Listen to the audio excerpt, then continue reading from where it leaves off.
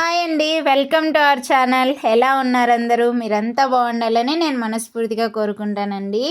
ఇక్కడ ఈ వీడియోలో చూపిస్తున్నది ఏంటి అంటే బజ్జీల మిరపకాయలు అందరికీ తెలుసు కదా. బజ్జీల మిరపకాయలు అంటే బజ్జీలు వేసుకొని తింటూ ఉంటారు, కానీ ఇలా డిఫరెంట్గా ఒకసారి ట్రై చేయండి, చాలా బాగుంటుందన్నమాట. ఇది మిరపకాయ అంటారు, ఏ దాంట్లోకైనా బాగుంటుంది. నేనైతే ఇక్కడ మీకు ఇది ఎలా చేసుకోవాలో చూపిస్తాను, చూడండి. ఇక్కడ మిక్సీలోకి పప్పులు, కొబ్బరి, ఎర్రగడ్డ అన్నీ మిక్సీకి వేసుకున్నాను, ధనియాలు కొంచెం. ఆ మిక్సీలోకి వేసుకొని పక్కన పెట్టుకొని తర్వాత ఈ మిరపకాయల్ని అయితే ఇలా బాగా నీట్గా కడిగి ఇలా నిలువుగా ఇలా కోసుకోవాలన్నమాట. కోసుకొని మధ్యలో ఉన్న గింజలన్నీ తీసేసుకొని లోపల ఈ స్టఫ్ని పెట్టాలన్నమాట. ఈ స్టఫ్ ఏంటి అంటే కొంచెం వేయించిన ధనియాలు, ఆనియన్, తర్వాత ఎండు కొబ్బరి, మంచి పప్పులు అనమాట. ఇవన్నీ ఇలా మిక్సీకి వేసుకొని వాటిని దీంట్లోకి పెట్టాలన్నమాట. దాన్ని ఇలా బాగా స్టఫ్ చేసి అన్ని మిరపకాయల్లోకి, మీరు ఎన్ని మిరపకాయలు చేసుకోవాలనుకుంటే అన్ని మిరపకాయలు ఇలా స్టఫ్ చేసి పక్కన పెట్టుకోవాలన్నమాట.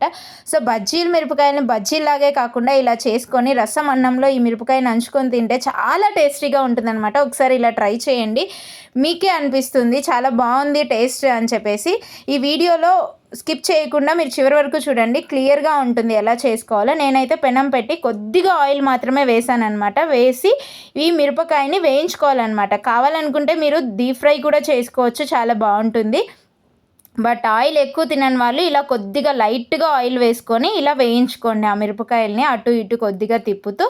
సో ఈ స్టఫ్కి అంతా బాగా తింటూ ఉంటే మిరపకాయ కొరికితే చాలా టేస్టీగా ఉంటుందన్నమాట. కాబట్టి ఇలా ఒకసారి ట్రై చేసి చూడండి. మీరు ఈ వీడియోలో చూపించినట్లే చేసుకోండి, చాలా బాగా వస్తాయి. అలాగే మిగతా అన్ని మిరపకాయలు కూడా వేయించుకొని పక్కకు తీసుకోవాలన్నమాట. దీన్ని రసం అన్నంలోకి కానీ, పప్పు అన్నంలోకి కానీ, దేంట్లోకైనా సరే నంచుకొని, ఉత్త మిరపకాయ అయినా నంచుకొని తింటే చాలా బాగుంటుందన్నమాట.